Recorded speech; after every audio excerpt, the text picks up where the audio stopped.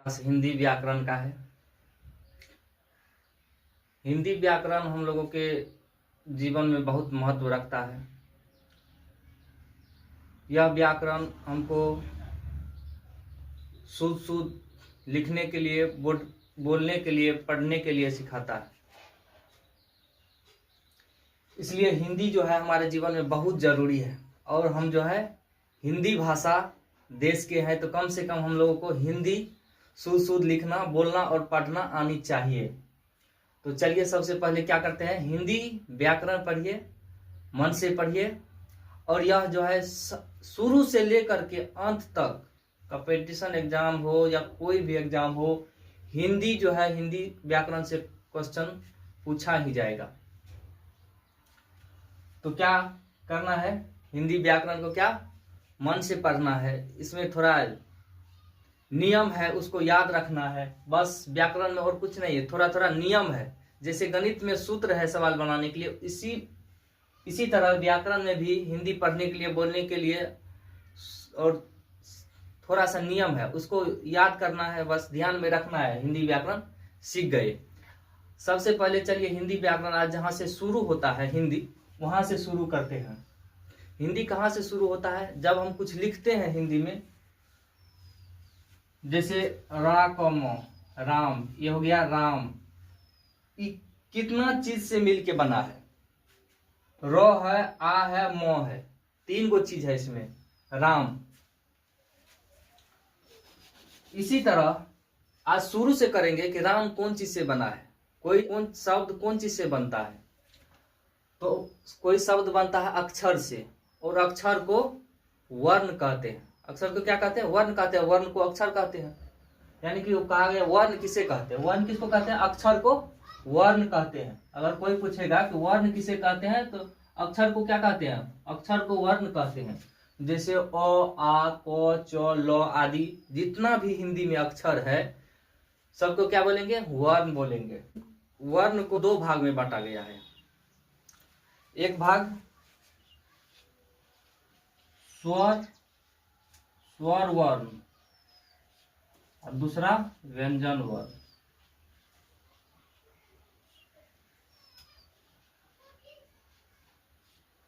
व्यंजन वर्ण। अब स्वर वर्ण किसको बोलेंगे, हिंदी में वर्णमाला में कुल अक्षर कितना है, कुल अक्षर 52 हो गया। 52 अक्षर में स्वर कौन है और व्यंजन कौन है।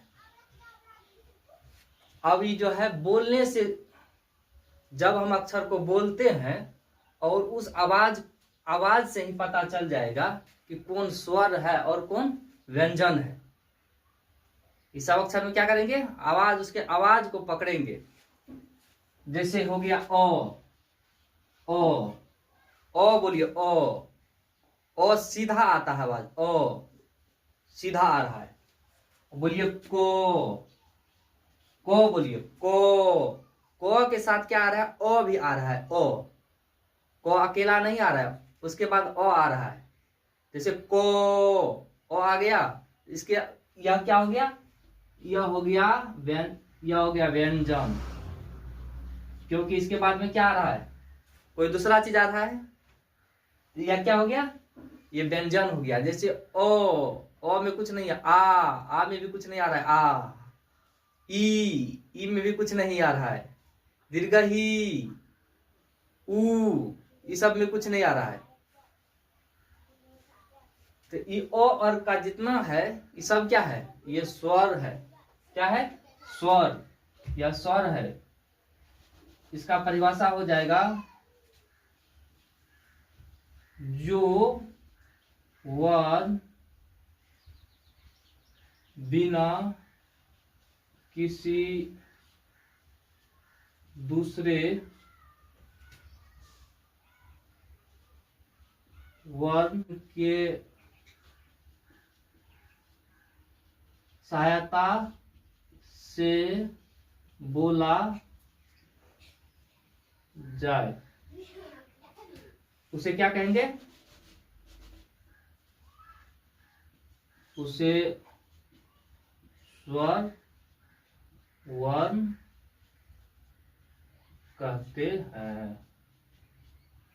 जो वर्ण बिना किसी दूसरे वर्ण के सहायता से बोला जाए, जो बिना दूसरे अक्षर के अपने सहायता से काम करता है, दूसरा का सहायता नहीं लेता है, उसको क्या कहेंगे? स्वर वर्ण।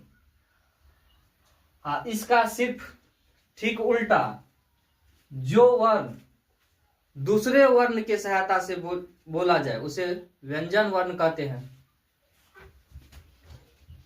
जो वर्ण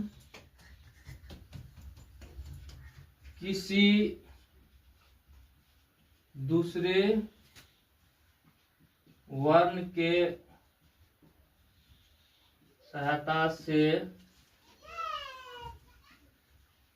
बोला जाए उसे व्यंजन वर्ण कहते हैं।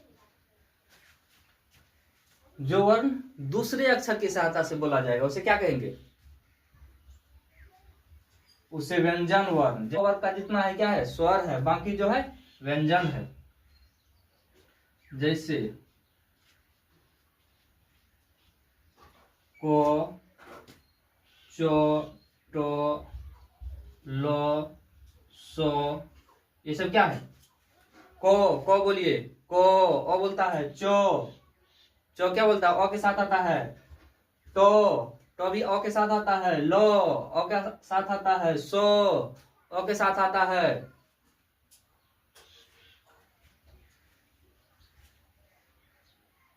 को आ को बोलेंगे, को और आ आता है, को और आ आता है। मो आकर, मो जो आ आता है, क्या हो गया? ये हो गया व्यंजन वर्ण। माँ, में, मो और ऐ के साथ आता है में, ये सब क्या हो गया? व्यंजन वर्ण। समझ गए स्वर और व्यंजन में फर्क? अब क्या है, स्वर वर्ण को भी दो भाग में बांटा गया है। स्वर को भी दो भाग में बांटा गया है, व्यंजन को भी बांटा गया है। तो पहले आज इतना समझिए, अगले क्लास में इससे आगे